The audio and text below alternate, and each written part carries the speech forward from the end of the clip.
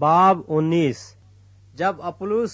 کرنتھس میں تھا تو ایسا ہوا کہ پولس اوپر کے علاقے سے گزر کر افسس میں آیا اور کئی شاگردوں کو دیکھ کر ان سے کہا، کیا تم نے ایمان لاتے وقت روح القدس پایا؟ انہوں نے اس سے کہا کہ ہم نے تو سنا بھی نہیں کہ روح القدس نازل ہوا ہے۔ اس نے کہا، پس تم نے کس کا بپتسمہ لیا؟ انہوں نے کہا، یوحنا کا بپتسمہ۔ پولس نے کہا، یوحنا نے لوگوں کو یہ کہہ کر توبہ کا بپتسمہ دیا کہ جو میرے پیچھے آنے والا ہے اس پر یعنی یسوع پر ایمان لانا۔ انہوں نے یہ سن کر خداوند یسوع کے نام کا بپتسمہ لیا۔ جب پولس نے ان پر ہاتھ رکھے تو روح القدس ان پر نازل ہوا اور وہ طرح طرح کی زبانیں بولنے اور نبوت کرنے لگے، اور وہ سب تخمیناً 12 آدمی تھے۔ پھر وہ عبادت خانہ میں جا کر 3 مہینے تک دلیری سے بولتا اور خدا کی بادشاہی کی بابت بحث کرتا اور لوگوں کو قائل کرتا رہا۔ لیکن جب بعض سخت دل اور نافرمان ہو گئے بلکہ لوگوں کے سامنے اس طریق کو برا کہنے لگے تو اس نے ان سے کنارہ کر کے شاگردوں کو الگ کر لیا اور ہر روز ترمس کے مدرسہ میں بحث کیا کرتا تھا۔ 2 برس تک یہی ہوتا رہا، یہاں تک کہ آسیہ کے رہنے والوں، کیا یہودی کیا یونانی، سب نے خدا بند کا کلام سنا، اور خدا پولس کے ہاتھوں سے خاص خاص معجزے دکھاتا تھا، یہاں تک کہ رومال اور پٹکے اس کے بدن سے چھوا کر بیماروں پر ڈالے جاتے تھے اور ان کی بیماریاں جاتی رہتی تھیں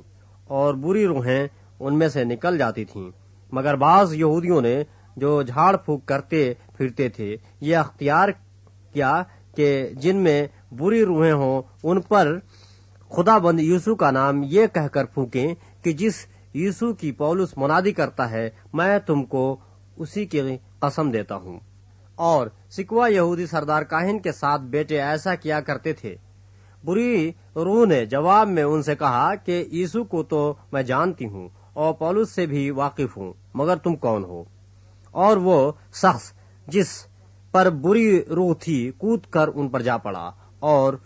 دونوں پر غالب آ کر ایسی زیادتی کی کہ وہ ننگے اور زخمی ہو کر اس گھر سے نکل بھاگے۔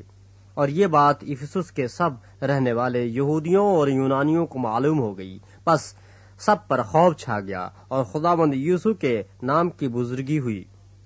اور جو ایمان لائے تھے ان میں سے بہتیروں نے آ کر اپنے اپنے کاموں کا اقرار اور اظہار کیا، اور بہت سے جادوگروں نے اپنی اپنی کتابیں اکٹھی کر کے سب لوگوں کے سامنے جلا دیں، اور جب ان کی قیمت کا حساب ہوا تو 50,000 روپے کی نکلی۔ اسی طرح خداوند کا کلام زور پکڑ کر پھیلتا اور غالب ہوتا گیا۔ جب یہ ہو چکا تو پولس نے جی میں اٹھانا کہ مقدونیہ اور اخیا سے ہو کر یروشلم کو جاؤں گا، اور کہا کہ وہاں جانے کے بعد مجھے روما میں بھی دیکھنا ضرور ہے۔ پس اپنے خدمت گزاروں میں سے 2 شخص یعنی تیموتھیوس اور ایراستس کو مقدونیہ میں بھیج کر آپ کچھ عرصہ آسیہ میں رہا۔ اس وقت اس طریق کی بابت بڑا فساد اٹھا، کیونکہ دیمیتریوس نام ایک سنار تھا جو ارتمس کے روپہلے مندر بنوا کر اس پیشہ والوں کو بہت کام دلوا دیتا تھا۔ اس نے ان کو اور ان کے متعلق اور پیشہ والوں کو جمع کر کے کہا، اے لوگو، تم جانتے ہو کہ ہماری آسودگی اسی کام کی بدولت ہے، اور تم دیکھتے اور سنتے ہو کہ صرف افسس ہی میں نہیں بلکہ تقریباً تمام آسیہ میں اس پولس نے بہت سے لوگوں کو یہ کہہ کر قائل اور گمراہ کر دیا ہے کہ جو ہاتھ کے بنائے ہوئے ہیں وہ خدا نہیں ہیں۔ بس صرف یہ خطرہ نہیں کہ ہمارا پیشہ بے قدر ہو جائے گا، بلکہ بڑی دیوی ارتمس کا مندر بھی ناچیز ہو جائے گا، اور جسے تمام آسیہ اور ساری دنیا پوجتی ہے خود اس کی بھی عظمت جاتی رہے گی۔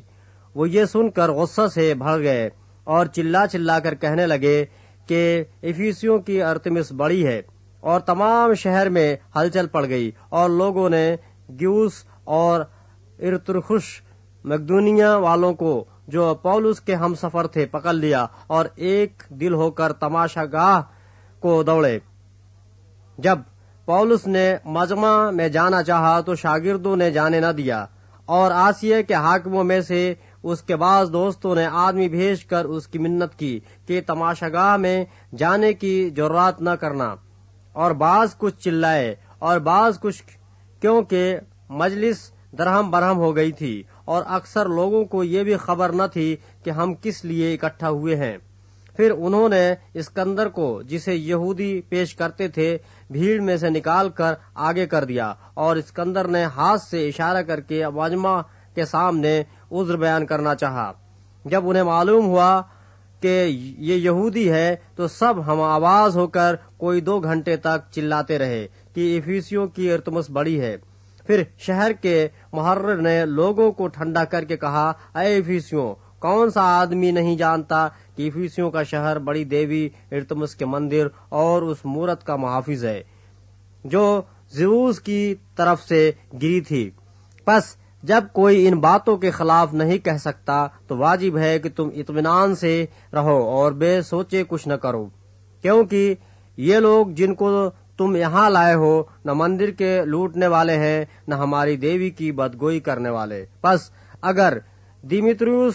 اور اس کے ہم پیشہ کسی پر دعویٰ رکھتے ہوں تو عدالت کھلی ہے اور صوبیدار موجود ہیں، ایک دوسرے پر نالش کریں، اور اگر تم کسی اور امر کی تحقیقات چاہتے ہو تو باضابطہ مجلس میں فیصلہ ہوگا، کیونکہ آج کے بلوے کے سبب سے ہمیں اپنے اوپر نالش ہونے کا اندیشہ ہے، اس لیے کہ اس کی کوئی وجہ نہیں ہے، اور اس صورت میں ہم اس ہنگامہ کی جواب دہی نہ کر سکیں گے۔ یہ کہہ کر اس نے مجلس کو برخاست کیا۔